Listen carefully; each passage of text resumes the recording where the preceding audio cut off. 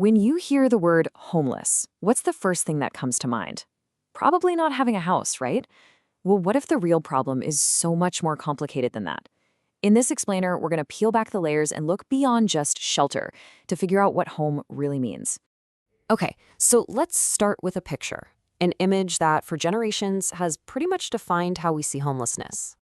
You're looking at Florence Thompson and her kids. And yeah, this picture just screams desperation, right? It's the Great Depression. But look closer. There's also this incredible strength there.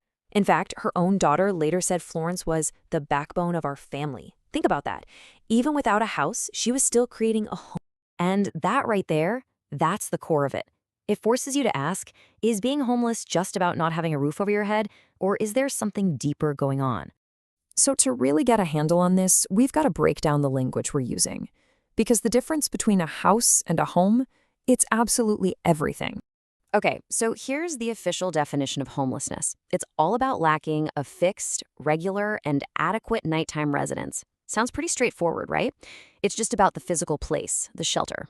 But a house is just a building, four walls and a roof. A home, that's totally different. It's where you feel safe, it's family, it's belonging, it's this emotional space that makes us who we are. Fun fact, Charles Dickens was one of the first people to really dig into this idea when he came up with the word homelessness in the first place. And you know who nailed this idea? The poet Robert Frost. He said, "Home is the place where, when you have to go there, they have to take you in. It's not about ownership or paying rent. It's about knowing you'll be accepted, no matter what." Okay, so now that we have this bigger idea of what home is, let's talk about the main thing that takes both the house and the home away. And that, of course, is poverty. Just look at this timeline. It's from a Texas tenant farmer, and it shows how fast everything can just fall apart. I mean, in 1927, he's making good money from cotton. By 1932, he's on the road with nothing. It happened so fast. And they didn't just lose a farm, they lost their entire place in the world. And you know what? That feeling of being on the edge, it's not just history. It's something so many families are dealing with right now. One unexpected illness, a car accident, even just one missed paycheck, and everything can unravel.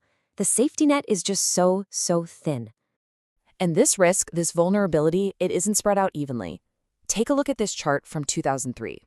You can see right away that single-parent families, especially those led by women, face a way higher risk of poverty. That means their homes are always under threat. So, what do we do about it? Now that we know this is a problem of belonging, not just a problem of shelter, how have we tried to fix it? Well, let's go back in time again. During the New Deal, the government actually stepped in directly. This picture shows a family at what was called a Farm Security Administration camp.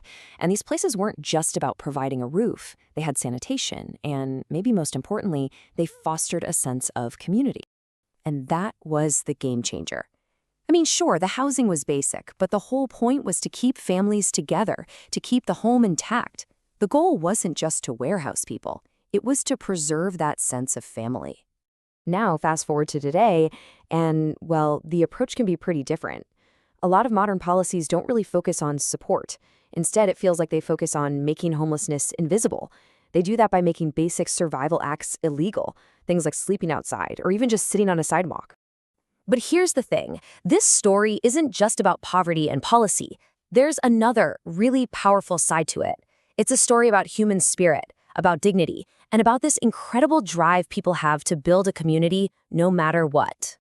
And nobody captured that better than Dorothea Lange. Just look at this photo. The setting is just awful, right? The whole family is living under a sheet. But look at the kids. They're in their own little world. They're playing, they're dreaming, they're finding a way to rise above it all. And it's not just kids who do this. Historically, if you look at the so-called hobo jungles, these weren't just chaotic camps. They were real communities. They had their own strict, unwritten rules about how to behave. It was a whole society based on sharing and respecting each other.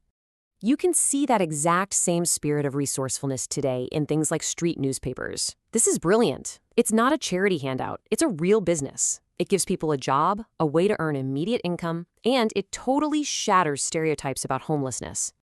So, all of this brings us right back to where we started. If we accept that a home is so much more than a house, that it's about safety, family, identity, then it really makes you wonder, doesn't it? Are our solutions aimed at the right problem? Are we just building houses, or are we actually helping people rebuild their homes?